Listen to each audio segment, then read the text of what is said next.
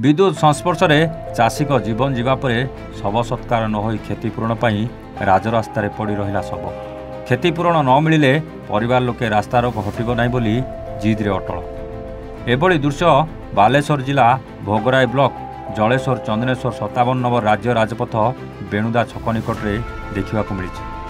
सूचना अनुजाई आज सकाळे Bhograi block पचुआड़ी panchayat मुकुलसीपुर grammar Satyanarayan प्रधान निज चाष जमी को औषध मारिया जाइतिले।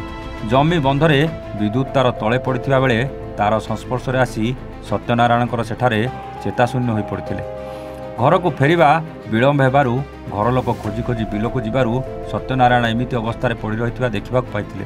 तुरंत चिकित्सा निमंते जलेश्वरपुर गोष्ठी स्वास्थ्य केन्द्र को आनिथिले मध्य डाक्तर सत्यनारायण को मृत घोषणा करथिले। चाष समय विद्युत विभागर एभली मनमुखी कार्य सत्यनारायण को मृत्यु होइछि बोली परिवार लोके विद्युत विभाग को दायी करिसेंति।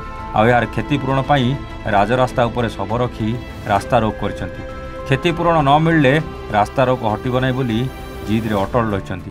अंजलि प्रधान जे मोर से के बाबा से हम ससुर होबे कोन बंदा गोरी रास्ता से इलेक्ट्रिक शॉर्ट रे मरि जंती किमती हला से भी लोक सारा पकेते जाइले सेठी 9 तार कि छिंडीला सेइडार मरि जन तो हमर एठी माने मो हस्बैंड बे नाहती मरि जंती एवं ससुर भी मरि जंती तो केही नै हमर छुका किछो करबा मोर सासु बो किछो करबा तो हमर सरकार को कहू जे 9 वाला जर को पैसा पत्र जर को फाइन जड़ छर को मरि जाला किछ पई बुझिबेनी सरकार से पई हाँ दाबी।